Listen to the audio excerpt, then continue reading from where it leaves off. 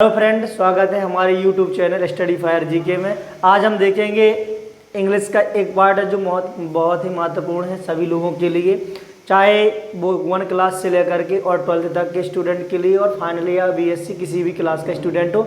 Now I will be start of the topic part of speech. इसका मतलब ये होता है कि शब्द के खंड या शब्द भेद बोल देते हैं। आपको हम एक ऐसी ट्रिक में बताने वाले हैं जो ट्रिक आप लोगों ने शायद कभी भी पढ़ी नहीं होगी। आप देखते हैं कि हमने एक ट्रिक लिखी है पेप्सी वैन। क्या लिखी है? Pepsi van. पेप्सी वैन से सभी जितने हमारे जो पार्ट ऑफ स्पीच है पूरे आ जाएंगे। 8 के 8 पार्ट ऑफ स्पीच होते हैं। तो how many type of the part of speech? There are 8 type of the part of speech. Now I will be start of the part of speech. First name is N. N से हमने देखा कि N से आ गया हमारा noun first हो गया हमारा। ए से हो जाएगा हमारा एडजेक्टिव। बी से हो जाएगा हमारा वर्ब। इसके बाद में आई से हमारा हो जाएगा इंटरजेक्शन। सी से हो जाएगा हमारा कंजंक्शन या कंजक्शन। पी से हो जाएगा हमारा प्रीपोजिशन। ए से हो जाएगा हमारा एडवर्ब और पी से हो जाएगा हमारा प्रोनाउन। जैसा कि आप सभी लोग जानते हैं कि यदि कोई भी वर्ब है या कोई भी सेंटेंस है तो बिना प्रीपोजिशन के नहीं हो सकता है। तो हम सबसे पहले देखते हैं कि जो पहला टाइप होता है वो होता है नाउन। कौन सा होता है? नाउन। तो आप सभी लोग जानते हैं कि जो नाउन होता है, नाउन किसे कहते हैं? What is a noun? तो सभी लोग बताते हैं कि noun is the name, person, place और thing. Noun is the name, person, place और थिंग। बट एक शब्द में एक ही डेफिनेशन होती है नाउन इज नेमिंग। किसी का भी नाम नाउन कहलाता है। किसी का भी नाम नाउन कहलाता है। इसके बाद देखेंगे हम, इसके बाद आता है जैसे आप लोगों को अभी बताया कि नाउन किसे कहते हैं। तो what is a noun? What is the definition of noun?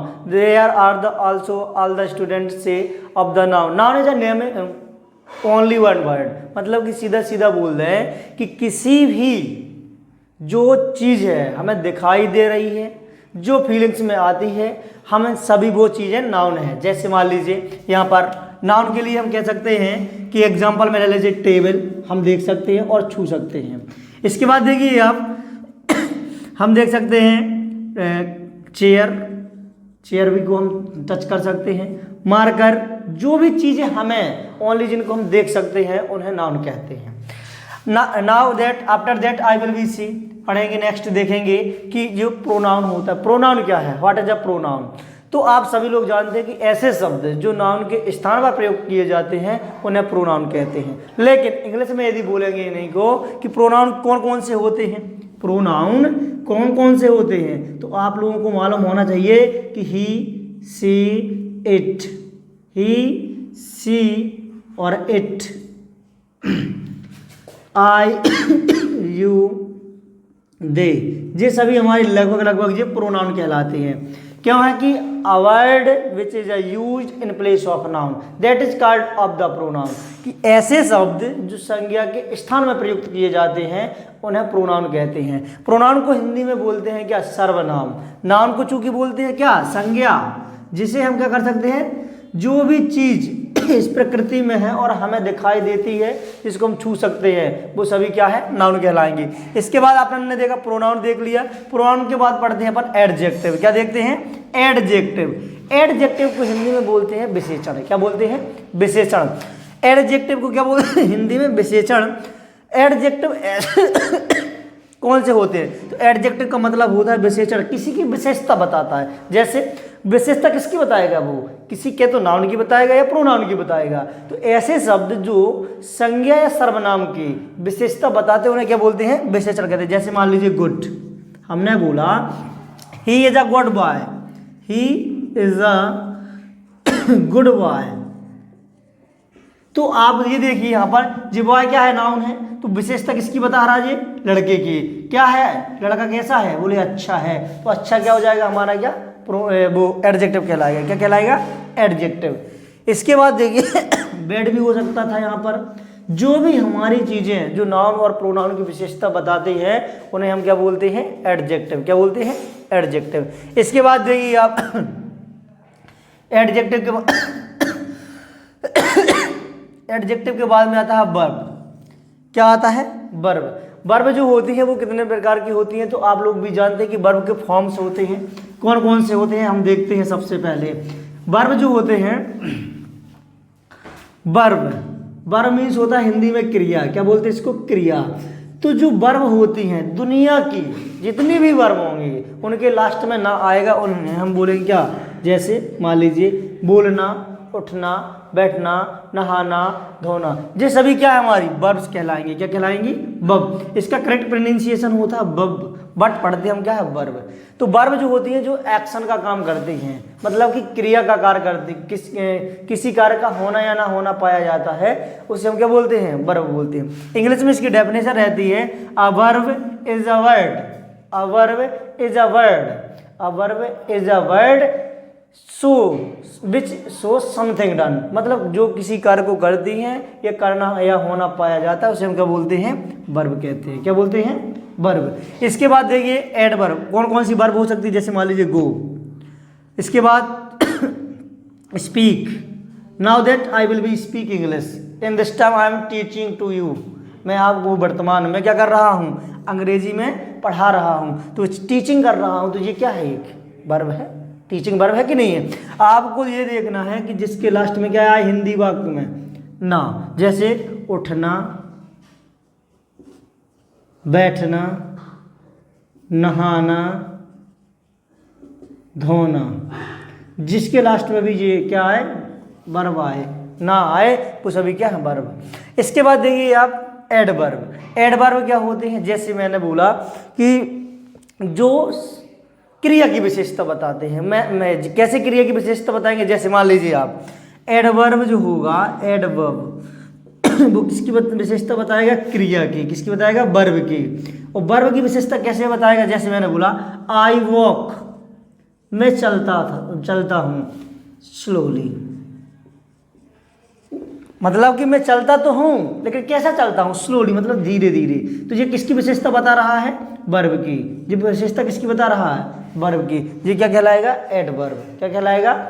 Adverb. इसके बाद देखिए आप प्रीपोजिशन होता है। जो प्रीपोजिशन होते हैं वो रिलेशन बताते हैं। कैसे रिलेशन बताते हैं? देखिए जैसे प्रीपोजिशन को पहचानने के लिए आप लोग जानते हैं टू, एट, इन, इनटू, ये सभी क्या है? हमारे प्रीपोजिशन होते हैं। विथ, अपॉन, अप, एबव, ये सभी हमारे क्या है? प्रीपोजिशन है। अब आपको कैसे रिलेशन बताएंगे? जैसे मैंने बोला I go to home, to home या बोल दे या हाउस बोल दे, हाउस बोल दे। मैं घर जाता सॉरी मैं घर जाता हूँ। क्या? मैं घर जाता हूँ। तो ये किसका बताता है? रिलेशन बता रहा है जाने के लिए, जाने का डायरेक्शन बता रहा है। तो ये हमारा क्या कहलाएगा? प्रीपोजिशन। कंजक्शन देख लीजिए कि ऐसे सेंटेंस होते हैं जो दो या दो से अधिक सेंटेंसों को ऐड करने का काम करता है, उसे कंजक्शन कहते हैं। जैसे या दो या दो से अधिक वर्डों को भी जोड़ सकता है, शब्दों को। जैसे मोहन एंड श्याम, राधा एंड सीता, ये सभी क्या है? हमारी कंजक्शन है। एंड हमारा कंजक्शन में आएगा। कंजक्शन एंड हमारा कंजक्शन, बट हमारा conjunction, either or, neither nor, but also, not only, each, every, each, date, either, ऐसे जो भी हमारे आएंगे जो जोड़ने का काम करेंगे वो हमारे कंजक्शन कहलाएंगे। इसके बाद इंटरजेक्शन। इंटरजेक्शन का मतलब ये होता है कि जब कभी भी कोई आश्चर्यचकित वाले शब्द बोले जाते हैं उन्हें बोलते हैं इंटरजेक्शन। क्या बोलते हैं? इंटरजेक्शन। सडनली, अचानक से ऐसी फीलिंग्स आ जाती है जिससे कि हमें पता चले। जैसे हमने बोला कि oh my God, oh my God, मतलब कि ये क्या हो गया, मतलब कि अचानक से बोल नहीं देते हे भगवान, just time I met him, मैं अभी उससे मिला, बट ही हैज डाइड, वह मर गया, बट व्हाई? तो ये सडनली क्या होते हैं? सडन मतलब होता है अचानक से। जब अचानक से कोई भी घटनाएं हो जाती हैं तो उन्हें बोलते हैं क्या हम, इंटरजेक्शन।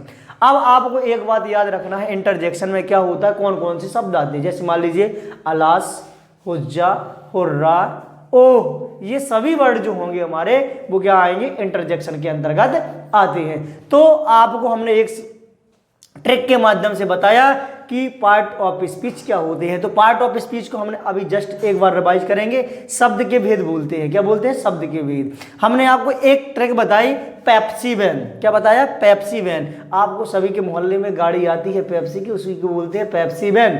तो पेप्सी वैन से हमारे पूरे के पूरे 8 जो हमारे पार्ट ऑफ स्पीच होते हैं, जो इंग्लिश का प्रमुख अंग माने जाते हैं। यदि आपसे part of speech, you have not knowledge of the part of speech, then you have not make the sentence in your English language, that you have not convert the sentence, that you have not translate the sentence, that you have not speak the English।